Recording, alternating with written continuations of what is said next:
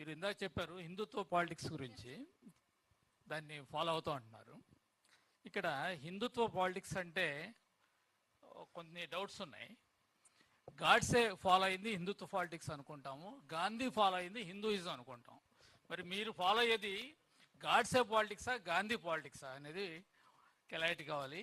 మరొకటి, బీసీలకి మేలు జరగాలంటే బీసీ ముఖ్యమంత్రి అవ్వాల్సిన అవసరం ఉందా?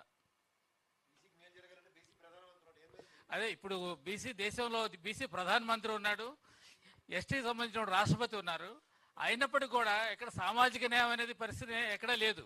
అట్లాంటి పరిస్థితుల్లో ఏ విధంగా బీసీలకి అదే సామాజిక న్యాయం జరిగే విధంగా మేము కృషి చేస్తామని ఏ విధంగా చెప్పగలుగుతారు? ఈ హిందుత్వ పాలిటిక్స్ గురించి మీకు క్లారిటీగా. మీరు రెండు అంశాలు అడిగారు సార్. ఒకటి, హిందుత్వ అంశం వేరు, హిందుత్వ పాలిటిక్స్ వేరు. రామచంద్ర యాదవ్ కానీ బీసీవై పార్టీ కానీ ఏ రోజు హిందుత్వ పాలిటిక్స్ చేయలేదు. హిందుత్వాన్ని, హైందవ ధర్మాన్ని, హిందూ మతంలో పుట్టిన వ్యక్తిగా నేను హిందూ ధర్మాన్ని ఆచరిస్తాను, హిందూ ధర్మాన్ని ప్రోత్సహిస్తాను, హిందూ ధర్మానికి ఎక్కడైనా అపచారం జరిగితే దాన్ని నిలదీస్తాను, ప్రశ్నిస్తాను, పోరాటం చేస్తాను. ఇది వెరీ క్లియర్.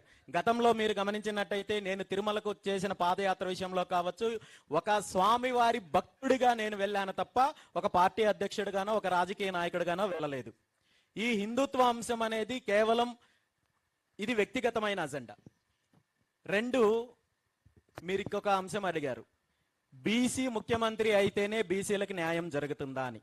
ఇది నేను చెప్పడం కాదు, ఆంధ్రప్రదేశ్ రాష్ట్రం ఏర్పడినప్పటి నుండి తెలుగు రాష్ట్రాల్లో ఇప్పటికే 100% ప్రూవన్, అంటే నిరూపించారు. ఎవరైతే ఏ సామాజిక వర్గాలైతే అధికారాన్ని అనుభవించారో ఆ సామాజిక వర్గాల చేతిలోనే ఈరోజు వ్యవస్థలు ఉన్నాయి, అభివృద్ధి ఉంది, ఇండస్ట్రీస్ ఉన్నాయి, ఎడ్యుకేషనల్ ఇన్స్టిట్యూట్స్ ఉన్నాయి, హాస్పిటల్స్ ఉన్నాయి. ప్రతిదీ పూర్తిగా వాళ్ళ క్యాప్చర్ చేసి ఈరోజు రాష్ట్రాన్ని వాళ్ళ గుప్పెట్లో పెట్టుకున్నారు. కాబట్టే ఈరోజు బీసీలైనా మరో మిగిలిన సామాజిక వర్గాలైనా పూర్తి స్థాయిలో వెనకబాటుకు గురయ్యే అవకాశం వచ్చింది, అన్యాయానికి గురయ్యే అవకాశం వచ్చింది. కాబట్టి అధికారం అనేది లేకుండా వేరే ఏ రకంగా సామాజికంగా కావచ్చు, ఆర్థికంగా కావచ్చు అభివృద్ధి చెందే అవకాశం లేదు. ఖచ్చితంగా అధికారం రావాల్సిందే.